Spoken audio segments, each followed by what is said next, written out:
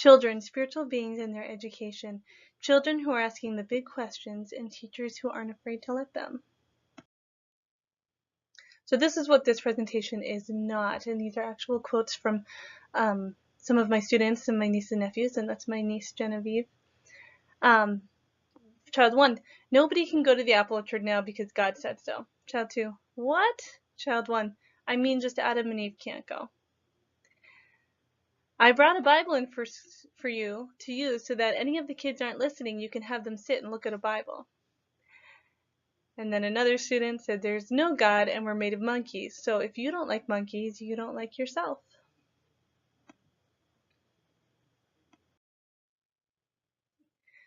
Why are we offering spirituality as part of the curriculum? And this is pretty unique to Montessori, but it's something that we do. It's inherent in the philosophy. And Mario Montessori even states, children are spiritual beings. The spiritual hunger of the modern child. He says spirituality is not taught, it's there. But to keep it, you must feed it from birth. And we can tell from the very beginning, from the feeling of a mother to their child, from what we've observed as teachers, what we've seen, that there is a spiritual aspect to the child. There is certain desires that they have, there's questions that they have, there's a sense of purpose that they have, and also a sense of wonder and discovery. Aileen Wolf said that spirituality is asking the big questions. So these are such big questions, so inherent to who the person is, and of course they have a place in education, in their formation, especially if they're receiving a holistic education like they do from Montessori. As Montessorians, we educate the whole person. A very fundamental part of that person is their spirituality. And we can see from this illustration and from this quote from J.J. Bennett that if it's such a central part of who people are, or even if it's a part of who people are, then we would be neglectful if we did not address it and allow it to grow.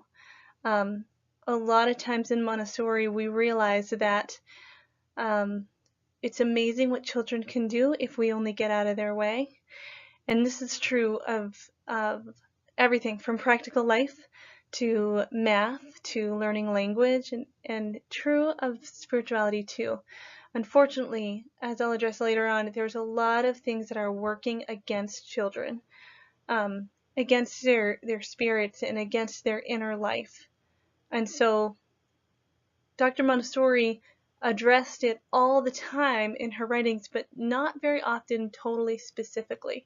It was usually in union with things like the Great Lessons or lessons on grace and courtesy, because it was taken for granted back then, and now, as we'll see, there's a lot of things that are fighting against. Okay, so why now? Because there's so much going on for children. Cartoons are different. Everybody needs to be involved in STEM, in soccer, in violin lessons, in dance, in Lego robotics, learning Mandarin, gymnastics, violence in movies. All these things are crippling to the imagination and the spirit of the individual. So when we think that children are being offered so much more, by filling up their schedules, by giving them every opportunity, oftentimes that course can lead the way to depression, to a feeling of overwhelmed, to loss of sense of self. And those are all things that can be very confusing to the child. And so rather than nurturing their spirit and nurturing the whole person by making them well-rounded so that they have exposure to everything, they often lose their sense of self. They lose their sense of discovery and their reverence. Reverence is sort of that forgotten virtue in the world right now. So unfortunately, what they're seeing, and there's a lot of sources for this, particularly Psychological Institute for Children in Texas and places like that, they're finding that there is a direct correlation between children on medications for anxiety and for with what they're doing and how busy their schedules are. So the question is, how can we liberate the imagination and the spirit from these entrapments? It needs to be directly addressed now. And maybe back then when Dr. Montessori was around too, and she was able to create that environment, she had the children for a little bit longer in the day. She had a little bit more of an innovative enough method that she could loop in the parents more with collaboration. And she also had them for 12 hours a day where the parents were at factories or working in different places. So she probably had very similar entrapments that her children were going through. And today it just looks a little bit different. It looks like video games, and it looks like an overfilled schedule. It looks like broken homes and, you know, anything that disrupts their path to normalization. So here we can take a specific look about right now what we're dealing with, as we saw in the last two slides, and how we can keep that from happening and enable the entire child to nourish that spiritual embryo to let the child reach its full potential and truly self-actualize. Okay, what do we know about children? We know that children have an innate sense of wonder. Children are little scientists. Children are observers. Children are open. Children have an affinity for what is good. Children know that what is good and wonderful is not always tame. Children are explorers, and children are sensitive to quality and texture. So some of this is built right into the very basis of what we do as Montessorians, particularly in the 3 to 6 year old classroom. We'll address some of the older ages later on. But we know that they have a sense of wonder, and that can come through times of silence for allowing children to dream and allowing them to explore with materials, allowing them to choose and have that freedom within limits. And that enables them to go beyond what they're always being stimulated with. And so be able to listen to what is already there, as Mario Montessori said, and spontaneous learning can happen when the spirit is nourished and when we allow that sense of wonder. My director, Chip DiLorenzo, said that he took the opportunity one time when he knew there were a couple of children that were in the primary grades, and he knew that their families intended on keeping them all the way through the middle school, where he would make a point of observing them throughout the school year, and did that all the way up through primary and middle school. And he said that as interesting children kind of came in, he would start to observe them as well. But he said he noticed that when the children came at 3 and stayed till middle school, their sense of curiosity was really strong, and they were able to hold on to that the whole time. We know that children are little scientists, and they soak everything up. They're curious about things. They observe things, and they observe the most amazing things. You really can't get much past them. Children are open. They want to learn. They want to know more stuff. Particularly past 3 years old. Very often in 3, they're so driven by their internal horn that often it seems like they can't be taught, but really they are learning so much, and you can just prepare the environment and connect them to the work. You can't influence them above that often. Children have an affinity for what is good, and we see that with the way that they are drawn toward nature, that they love natural materials, and they love kindness. They love, warmth, and they desire nurturing. So on the inside, when they're normalized, so when all of that clutter is taken away, we know that they tend toward what's good, and they tend toward kindness and beauty. I have a student who, every time I do the movable alphabet with her, she says, well, let's only build beautiful words. And so that can be tough when it's just a 3-letter word, but I think that there's something really important going on there, and I think that she's voicing what many children feel. Children know that what's good and wonderful is not always tame. Often children need to be safe, but they need to be adventurers as well. And they have this love and fascination for lions and dinosaurs and strong things and their dads, and they don't have this desire for luxury and comfort and conveniences that adults often have. And that part of that is about being more process instead of product oriented. Children are sports, as we said, and children are sensitive to quality and texture. This is very important when we want them to do something over and over again, when we want that repetition so that they can master isolated difficulties. That quality and texture will bring them back over and over again. C.S. Lewis often said that. He said that in stories, and he said that in a lot of his philosophical writings. Particularly when he wrote about God in the Dock, he said that it's the quality and the texture that will bring people back to something that's good all the time. So that directly relates to the way we relate to the children, the way we model for them, and the materials that we're putting in the classroom, which is why we avoid so much plastic and we have breakable things and natural things.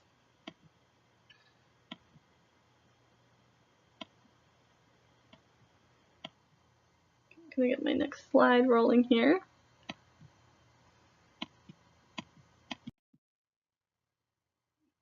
So concrete ways to nurture the spirit is to follow the child. The child lets us know what they need. So that's one of the easy ways, but it needs to be unpacked a little bit. So Dr. Montessori saw that in the first plane of development, children needed order, grace and courtesy. They had sensitive periods for order, grace, and courtesy. Sensorial, concentration. Second plane of development, she saw them kind of primed to learn morals, justice, rules of the community, nature, adventure. So I did several interviews with different teachers who had been in the field for a long time. Deborah Leary, she was certified in the St. Nicholas program. She's been in the field for 15 years, and she's certified from 3 to 12 years old. And one of the things she said during the interview kind of spoke to what we just saw in the previous slide, where the lessons for grace and courtesy feed the spirit of the child and free them to live in community, respectful of nature and sensitive to the goodness and beauty around them. What I appreciated about that quote was that it brings back to the purity of Montessori, of the Montessori method, the Montessori materials. It's not rocket science, the formula is there to give children what they need. And then Chip DiLorenzo, the director of Damariscotta Montessori, knowing that they're loved and cared for. If the children are safe, happy, and learning, then I'm happy. The Montessori environment lays a foundation for that, and the teacher ensures it. So that is a really key way to make sure that their spirit is nourished. Those three things happen when their spirits are nourished. They are safe, happy, and learning when they have nourished spirits, when they have exposure to beautiful things, when they're allowed to grow and develop, when they're encouraged, and like I said before, when adults are able to kind of get out of their way. The children have been asking for silence, to be allowed to concentrate, to practice, and to do what's modeled for them. Their spirits crave it. That's a quote from Angelina Bullier. She's a 3 to 6 Montessori certified teacher, also the director of a Montessori school in New Hampshire. There's no question that children need this and they desire it. The question is how we're going to implement it. And there's a lot of debates there among people who hold to different methods. It's important to look at all of them.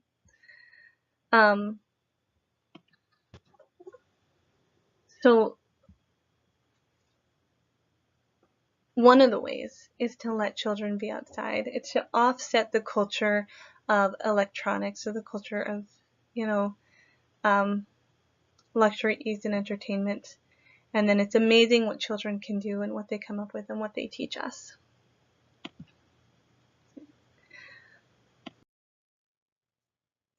Give them a sense of exploration and discovery. Imagination is a huge part of what children need and what they desire. So Barbara Corcoran, who she's a real estate guru, sort of. She's featured on Shark Tank, and I find her one of the more inspiring ones on there.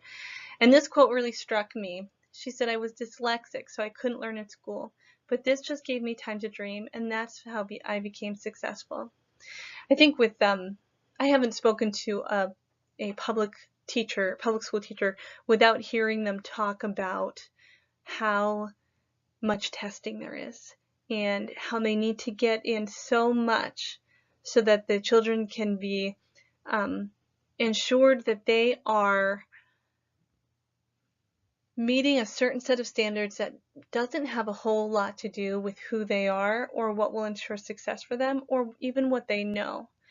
And so it can happen that all of this busy work and everything that's thrown at children nowadays and adolescents and high schoolers doesn't allow them to have the time to dream and to have a real focus or goal on where they're headed.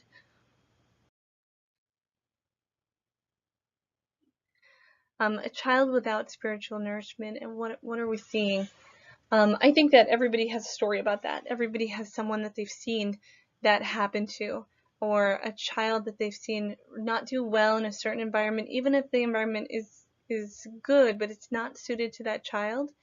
And then sometimes their parents will change their schools, change a friendship or something, and that child will then kind of flourish.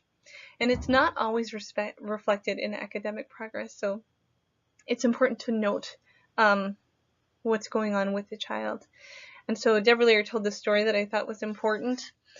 When I was the director of the Montessori school in New Hampshire, we had a child named Damien, and I changed the name of the child.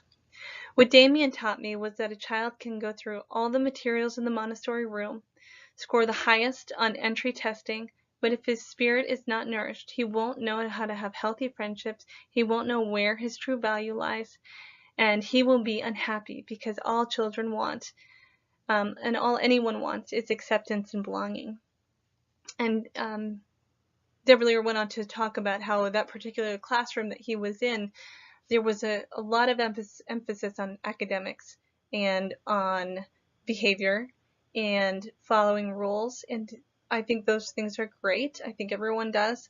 But there wasn't any emphasis on nurturing the spirit. It was almost like it was the forgotten factor in the room. Personally, I had subbed in there a couple of times, so I felt that as well.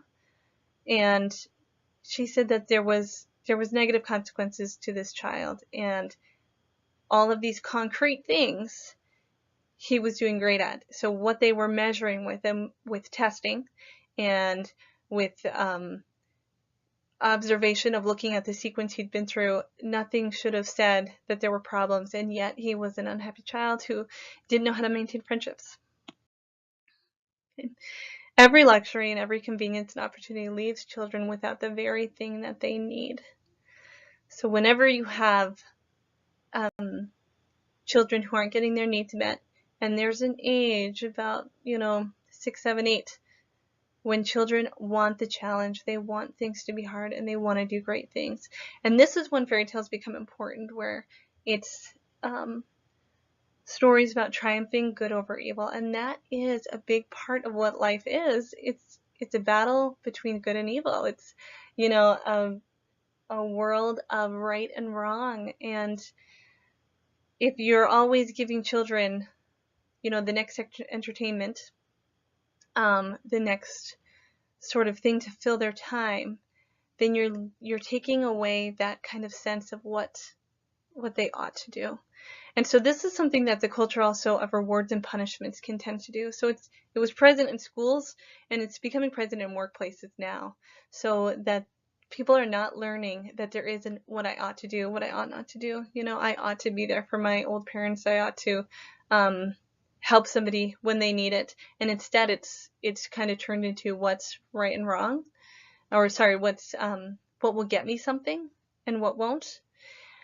And when you have an environment that takes that away and instead is modeled morality and stories in the actions of the teacher, in the actions of parents and families, then that also nourishes their spirit. So the challenge part is really important.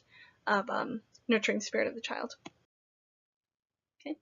So one of the things that comes up a lot, and a big question that I struggled with too as a new teacher, was fairy tales in Montessori and fantasy. And it had been a big part of my childhood was, Grimm's fairy tales and everything like that. And Dr. Montessori talks often about how children just receive that very passively. They're not engaged in learning it, and it can make them sort of frivolous and not really attached to reality. And then when they reach the second plane of development, that's what changes. And I wanted to talk about that a little bit more.